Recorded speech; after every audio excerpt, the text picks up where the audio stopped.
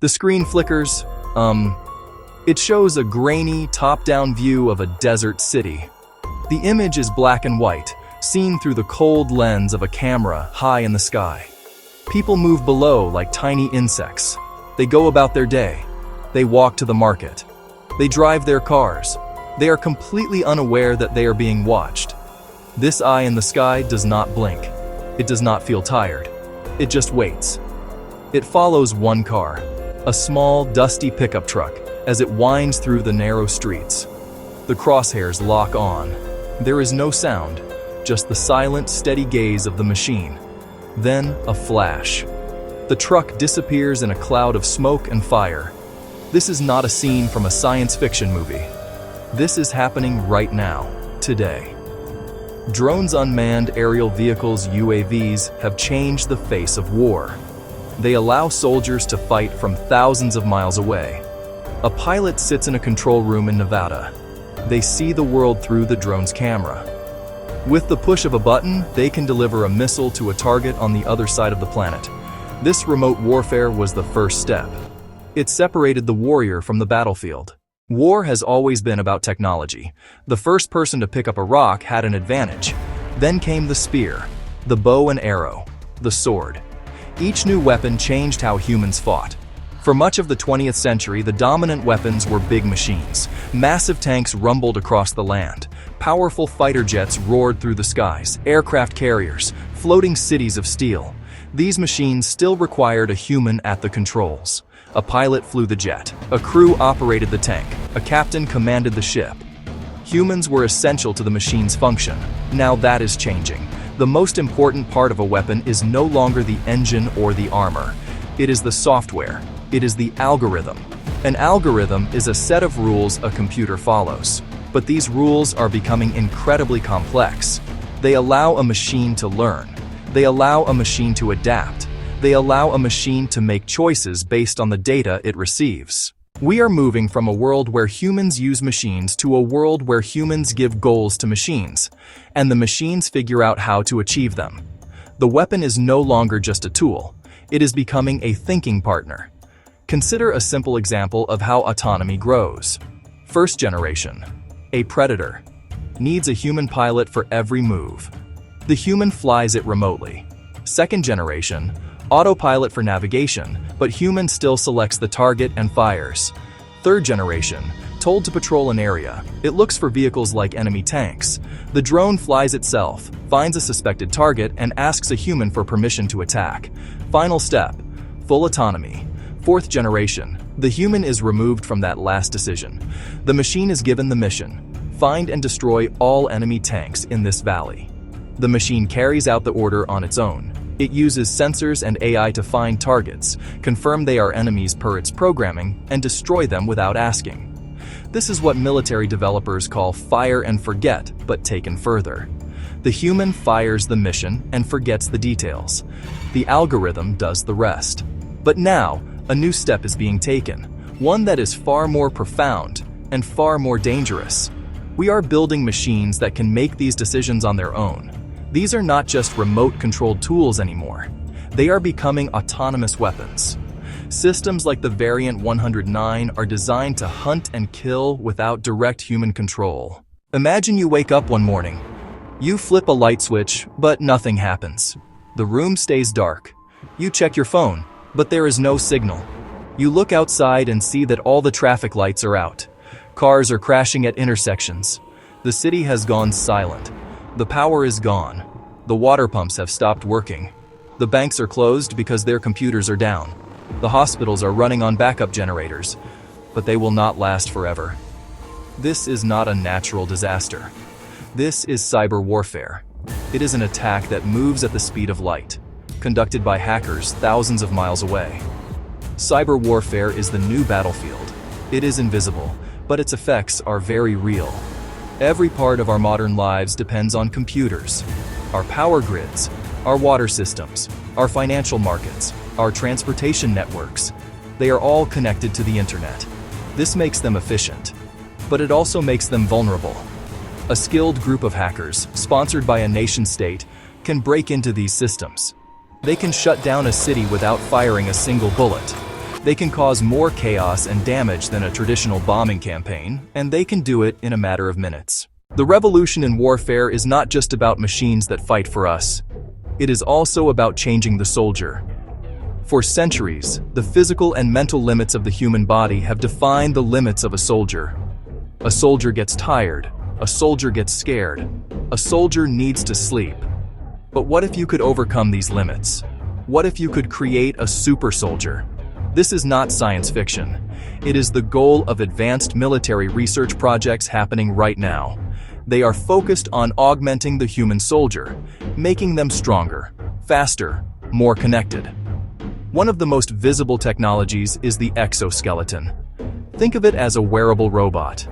A soldier straps into a metal frame that covers their legs and torso. This frame has its own motors and power source. It amplifies the soldier's strength. A heavy machine gun that normally takes 2 people to carry can now be carried by 1. A soldier can run faster and for longer without getting tired. They can carry hundreds of pounds, body armor, ammunition batteries, as if it weighed almost nothing. In the past, war was a deeply human experience. It was about courage, fear, sacrifice, and loss. A soldier looked their enemy in the eye. They made a conscious, personal decision to fight.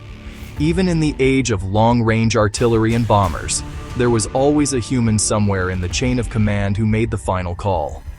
That human element, with all its flaws and all its moral weight, was central to the act of war. But the new age of autonomous warfare is pushing the human to the sideline. The soldier is becoming a manager of systems, not a direct participant in combat. Imagine a future war room. It is not filled with generals pointing at maps on a table.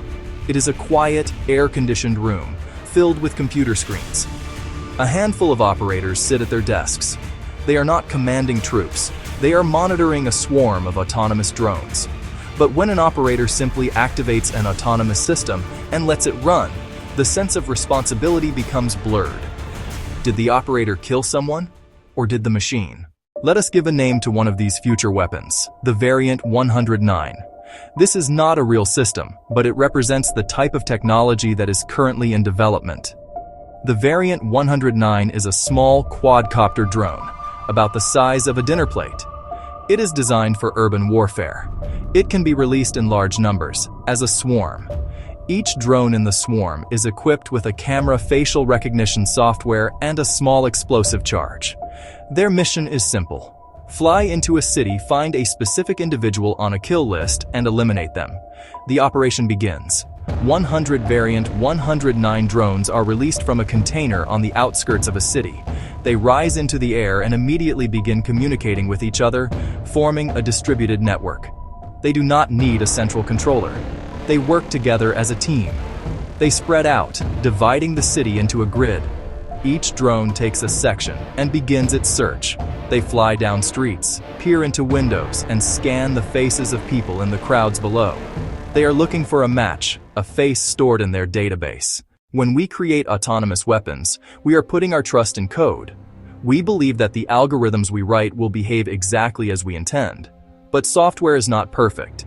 It can have bugs, it can have unintended consequences, and it can be manipulated.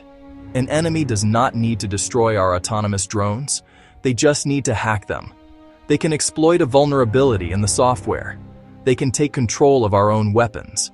They can turn them against us. This is the fear of the ghost in the machine, an unseen enemy who can hijack our technology. Imagine a swarm of our own defensive drones over a naval fleet. A cyber warfare unit finds a flaw in the drone's communication software. They don't shut the drones down. Instead, they subtly alter targeting parameters. They change the definition of enemy in the drone's code. Suddenly, the drones no longer see incoming missiles as the threat. They see the ships they are supposed to be protecting as the enemy. The defensive shield becomes a weapon of self-destruction. Even more frightening is the potential for AI to be fooled. Researchers have demonstrated adversarial examples for AI. For example, a special sticker on a stop sign can make a self-driving car see a speed limit sign. We are at a critical moment in history. The technology for lethal autonomous weapons is here. The decisions we make in the next few years will determine whether we unleash these systems on the world or find a way to control them. This is a fundamental choice about the future of humanity. One possible path is a global ban, are calling for an international treaty to prohibit lethal autonomous weapons. They insist human life decisions must remain under meaningful human control. A second path is regulation. In the loop means a human gives the final command to attack.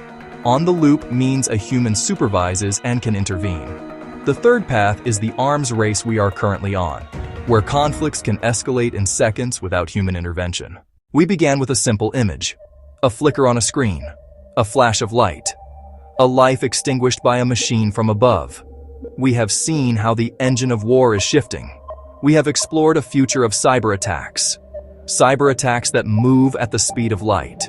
Super soldiers, part human, part machine, intelligent drones that hunt on their own. We have walked through sterile control rooms and chaotic digital battlefields of tomorrow. The technology is no longer a distant dream. This technological leap forward forces us to look inward. It is not just about the weapons we are building. It is about the kind of world we are creating and the kind of people we are becoming. We are taking the human conscience, with all its capacity for empathy, hesitation, and mercy, and replacing it with the cold, unfeeling logic of an algorithm. The policy choices are stark: a global ban, strict regulation, or a full-blown arms race. But this is not a decision that should be left to generals and engineers alone. As we merge more and more with our machines, as we hand over our most profound moral responsibilities to artificial intelligence, what does it mean to be human?